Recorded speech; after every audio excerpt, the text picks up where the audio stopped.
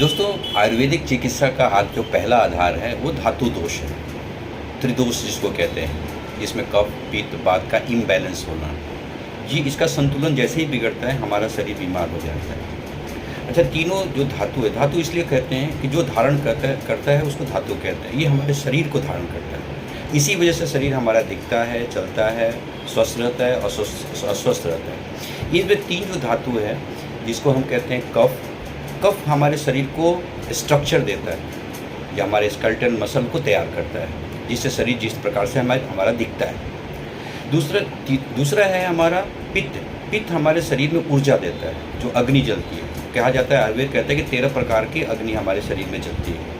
जठराग्नि अलग होती है, त्वचा के अलग होता है। आप देखते हैं थर्मामीटर आप मुंह में लगाएंगे तो अलग टेम्परेचर आएगा, लेकिन बगल में लगाएंगे तो अलग टेम्परेचर आएगा।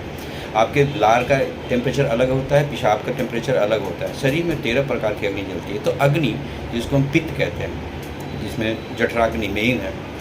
और तीसरा जिसको हम कहते हैं वात मतलब कि जो चीज़ हमारे शरीर में गतिमान है, खून गतिमान है, पानी गतिमान है, हवा गतिमान है, जो गतिमान है वो वात है। जो ऊर्जा है वो पित्त से जुड़ा हुआ है, और जो स्ट्रक्चर हमारा खड़ा हुआ है वो हमारा कफ से जुड़ा हुआ है। अगर आम आदमी को समझना हो इस चीज़ को तो कैसे समझेगा? जैसे कि हमारा घर है, घर का एक स्ट्रक्चर है, वो हमारा कफ हो गया, जिसकी वजह से हमारा शरीर जिस प्रकार ढांचा तैयार है, जो ढांचागत जो स्थिति है हमारे शरीर की, वही हमारे घर की स्थिति है। दीवारें हैं, छत है, फ्लोर है, वो हमारा कफ वाली चीज़ को समझ लीजिए। जो आपके घर में बहाव गतिमान है, पानी नलके से गतिमान है, बिजली वायरों से गतिमान है, हवा एक खिड़की से दूसरी खिड़की से गतिमान है। जो गतिमान है उसके तीनों में से, बिजली ना हो तो घर नहीं है, पानी ना हो तो पानी का बहाव ना, तो पानी का बहाव ना हो तो घर नहीं है। अगर घर में हवा का बहाव ना तो घर नहीं है। यानी कि जो गतिशील है वो वात है। और जो किचन है आपका, जहाँ आग जलती है, जहाँ पे खाना पकता है, जहाँ से खाकर हम ऊर्जावान्वित होते हैं, वो हमारे जहाँ खाना पकता है, पचता है, वो हमारा किचन है, यानी कि वहाँ आग है।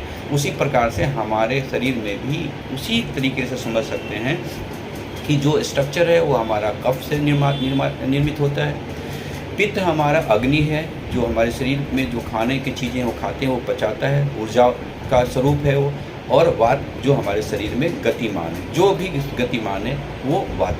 इन तीनों का जो सम्मिश्रण है, जो मिश्रण है, वो जो अगर बैलेंस है तो हम स्वस्थ होते हैं। जैसे ही ये इम्बैलेंस होता है हम अस्वस्थ होते हैं।